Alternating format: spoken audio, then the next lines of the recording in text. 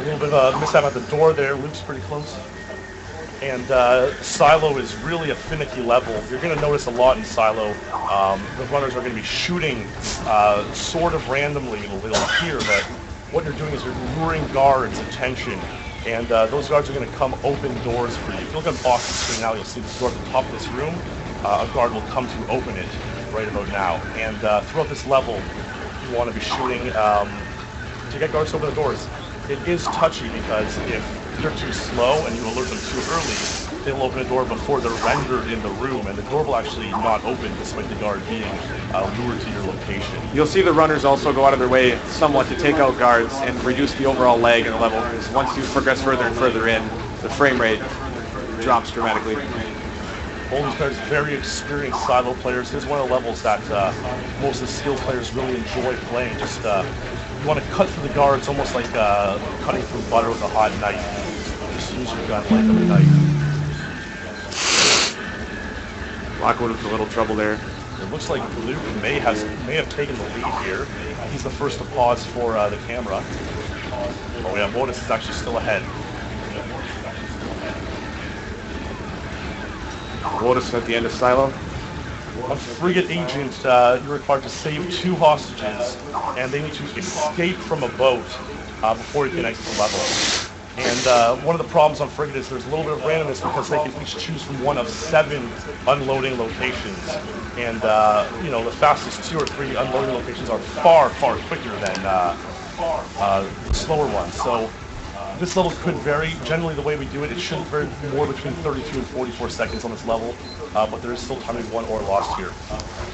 Modus had shot a lot. That's one of the things you want to avoid on Frigate. You want to be very quiet so guards don't get in your way, and they give a clean path for the hostages to escape.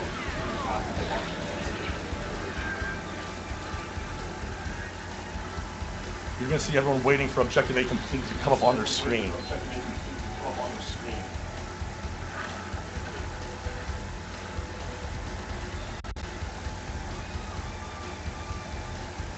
Luke's got it first. He's now up.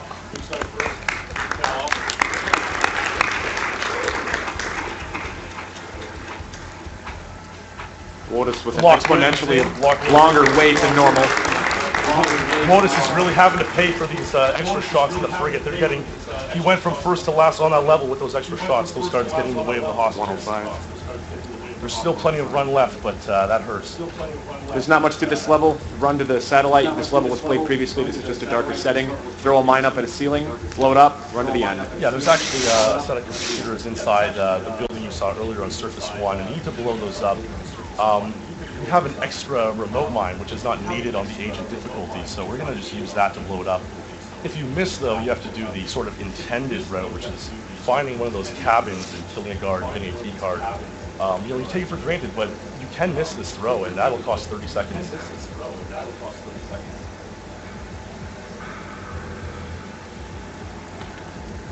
Luke's lead looks to be close to 10 seconds here. Bunker 2 is a pretty clean level. Not much, you know, varying on Bunker 2. Usually they get around 30 seconds, so you guys will have to make up some time in the statue to catch him.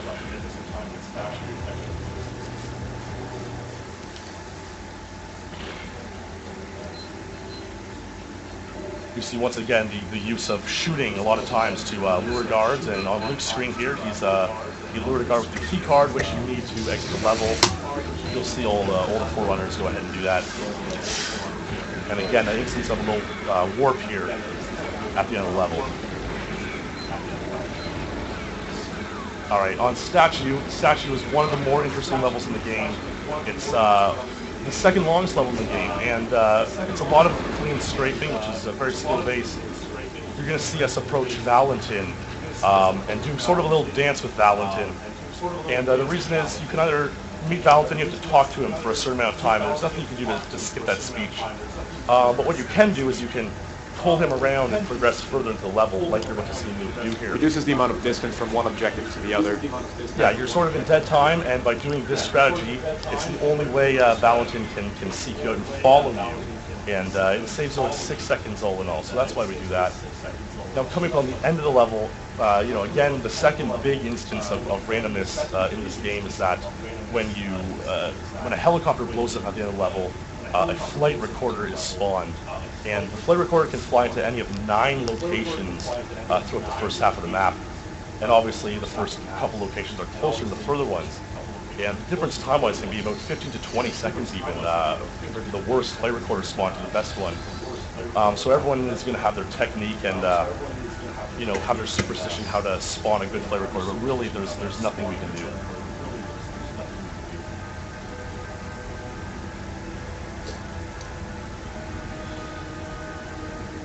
And everyone within 10 seconds of each other. Yeah, Wotus doing well work to catch up here.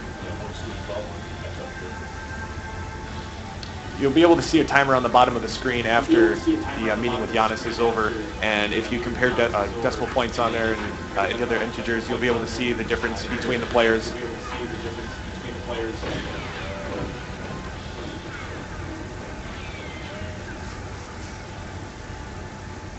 Yeah, so Luke appears to be about 15 seconds up on Lockwood. Wotus is actually in his 3rd place now, and Boss not too far behind. Everyone's within 20 seconds here. Luke is approaching the helicopter. If you notice at this gate here on the door, it actually says BJ on it. We're still not sure why. Luke is going to come down and try to find the flight recorder, as everyone is going to follow suit very soon. After many thousands of hours and many years of speedrunning the game, we still don't know how to affect the FR. Luke gets a very fair spawn there. That was very clean. Moving on his way to archives here. You can see these 3 are within 5 seconds. If Luke stumbles even slightly.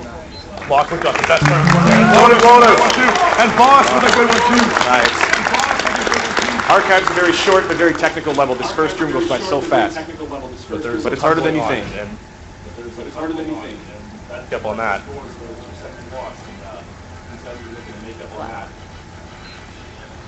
Lockwood aces the first room.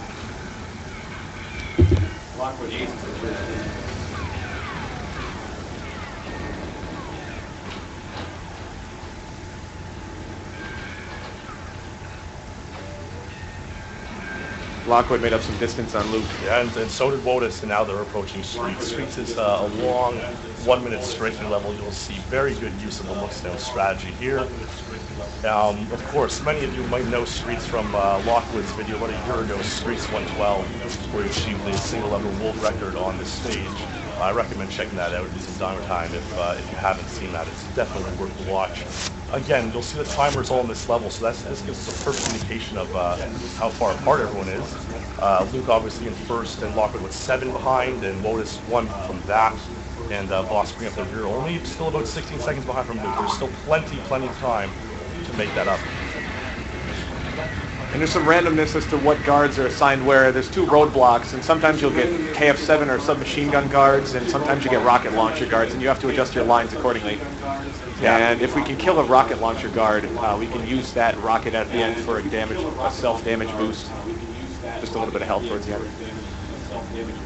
Yeah, you want to be careful not to get hit by rockets too much, because certainly that can kill you even on this stage's difficulty. The double? The double back boost. Yeah.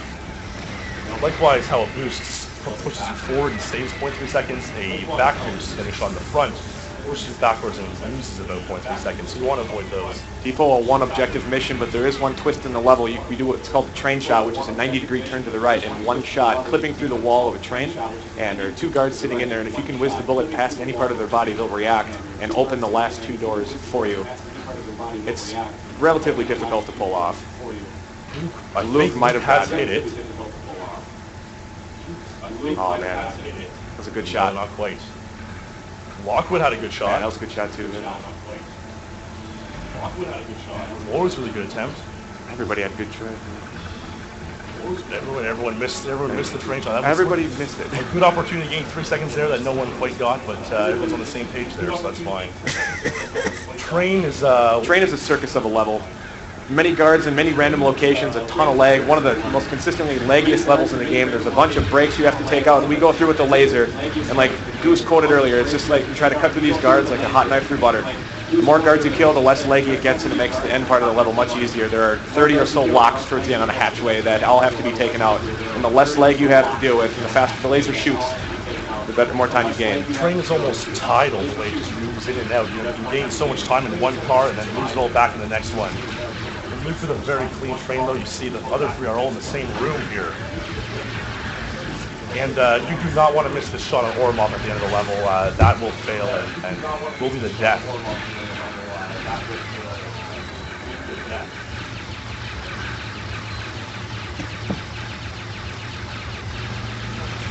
Everyone's hit Ormov successfully. Now it's time to do the locks and get out of this room.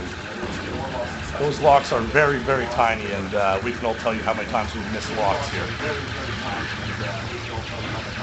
Luke with a pretty sizable lead right now. Luke moving on to jungle. Boss is only about 12 seconds behind now, but you can see the damage Luke has done on train. He has really extended his lead here, and he'll be looking to keep it up through jungle.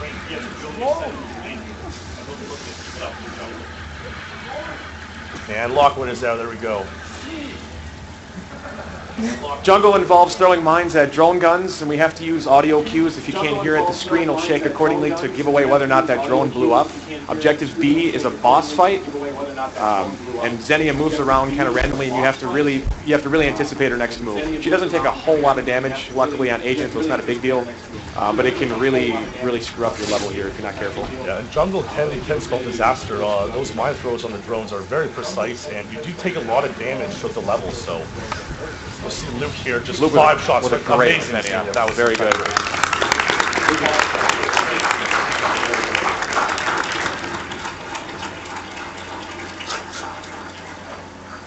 Boss taking a lot of damage there. Extremely clean jungle from Luke. You want to see Objective A completed, come up on the screens. Luke's just came up and he was all moving on to control. Great jungle.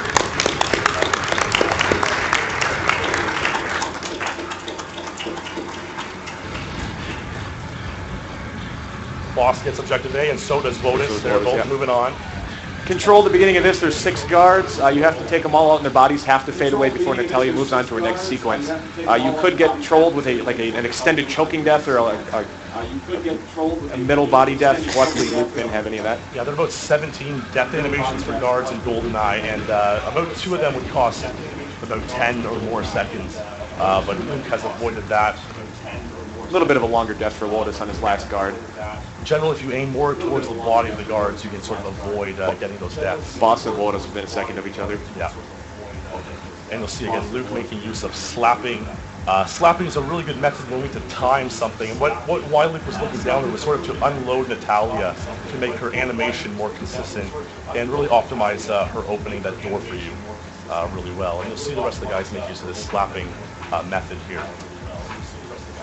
And Luke is going to blow himself up through this glass. Excellent execution of the glass. Seconds. Really well done, avoided taking damage. You don't want to take too much damage there.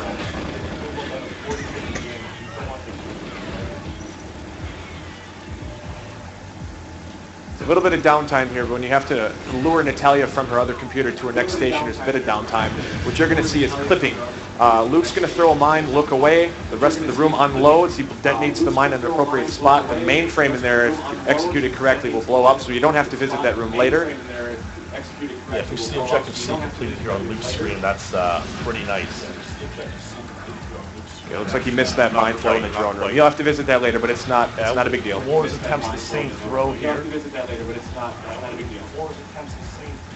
It actually will save about 3 seconds if any of them can get Objective C completed to come up early.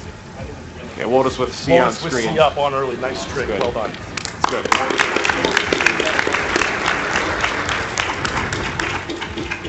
And this is a 2-minute and 10-second sequence here of protecting Natalia from guards, and Goose will explain the 2 different guards that can attack you here. Yeah, so basically there are 4 guards that are always spawning endlessly through the level. 2 of them have hats, and 2 of them don't. The 2 with hats, they go after you. They try to kill Bond. The 2 without try to kill Natalia. Now, it happens where all 4 spawn at the same time, and like 2 are coming down the stairs and 2 come at the glass, and there's not much you can do to prevent that from happening. But one thing you can do is sort of timing when and where you kill the guards. If you kill all 4 at the same time, then all 4 are going to spawn at the same time, and that'll increase the chance of them coming to the control room at the same time, which is pretty poor. You want to try to spread out the kills.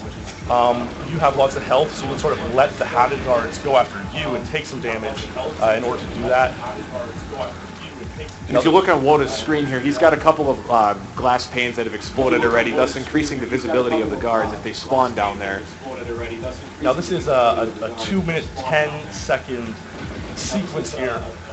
We've tried for almost 20 years to break the sequence, and we've been unable to. If you are a TASer or a game hacker and you want to have your try at cutting out the sequence, we would absolutely love that, so give it a shot. There's nothing to do to get around waiting for Natalia to just hack into the computer, and you gotta be your protector to do that. Looks like the protect sequence is complete for Luke, opening the next door for Natalia so she doesn't get stuck on anything. It is possible to have her warp through this part of the level, but we don't risk it.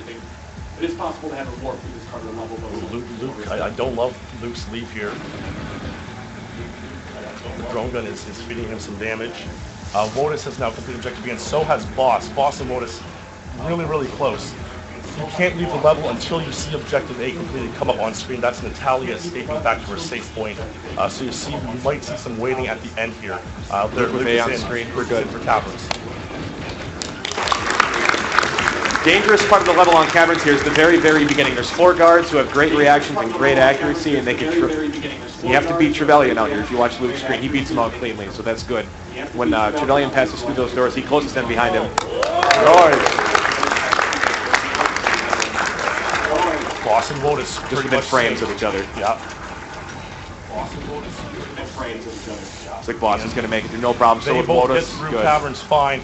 Luke is in the lead. There's only Cradle remaining, but Cradle really can lose a lot of time. You know, you're hoping to get about a 40-second time, but it's not unfathomable that you can lose a minute or more on Cradle. So these guys are not out of it yet. We'll explain it now with a bit of downtime, but for Cradle, there's 3 different endings. You can kill Trevelyan on the ramp, and he'll die right at the end, and that's the best case scenario. You just simply go to the end and the level fades out. You can do enough damage with him to cause the final fight. Where he goes to the end with you, it's roughly a 10-second time loss or so. The worst case scenario is hitting him anywhere else, which doesn't get him in the damage zone to trigger the final fight, and he'll run to his next damage area, which is a monumental time loss. Yeah, Trevelyan can only take damage in instances of one sort of instance. So that could be headshots, it could be a limb shot, it could be an explosion. And you can only take them in certain spots of the level. You're going to see Luke go into Cradle here, and you have to wait for Trevelyan to enter a hut and activate a console. Everyone has to wait for that. But once that's done, you can start dealing damage on Trevelyan. And ideally, you want to kill him in 2 instances of damage. We'll see what this is close. Here. This is awesome. Boss and Wodas within just seconds of each other. Don't mind the cinema watching versus skipping the cinema. In the end, it's not going to matter. Don't mind the cinema watching versus skipping the cinema. Luke with the critical part coming up. And get ready on time when the screen on whoever's screen fades to black next. Luke with good damage on Trevelyan in the hut. And he's... Uh-oh. I don't know if Trevelyan's running down there. The music, he's good. It's running to the bottom. He's got it. It looks like Luke's got it. Someone really needs a full YOLO kill on the run here to make up for it. Watch out for the... Oh no! It's been trolled! It is possible for Trevelyan to go back up the ladder, and that's exactly Who's what he's taking damage? It is possible for Trevelyan to go back up the ladder, and that's exactly what he's damage. All right, that's the end. That's good. Once Luke's screen? It's time on the fade out. Yeah, that's good. Once Luke's screen? It's time. Time! Time. No. Time. World is in second place. Way to go.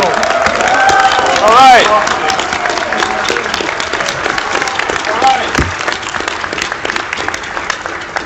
Too close.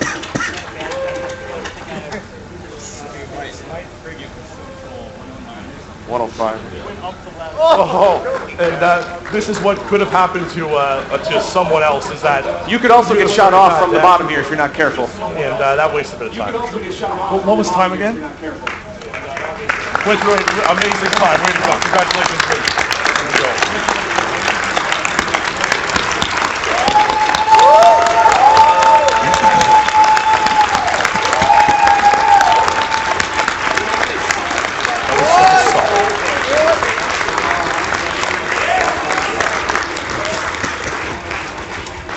Great job, guys, for that fantastic speedrun of Goldeneye. Great job, guys, for that fantastic speedrun. I'm gonna go ahead and read a couple of donations. I have a $25 donation from Dead Spark 20. So many donations, but so much epic swag. Keep up the good work, runners. Goldeneye hype. Also, kill the animals, save the frames. Thank you, Ryugen, for your $50 donation. Awesome event by awesome people. Keep up the good work. $100 donation from Anonymous. Love what you guys do every year. Got another $100 donation from Topo Jijo. Thanks for an awesome marathon. Save the animals. You're their only hope. We have a $25 donation from Lucky One. I'm looking forward to Praise the Sun. Thank you, Drew, for your $50 donation. Lost my grandmother to cancer many years ago. Can't wait for science to prevail and cancer to be eradicated. I also got a $1,710 donation from Junkie Cakes, who said baguettes don't have feelings. Thank you for your awesome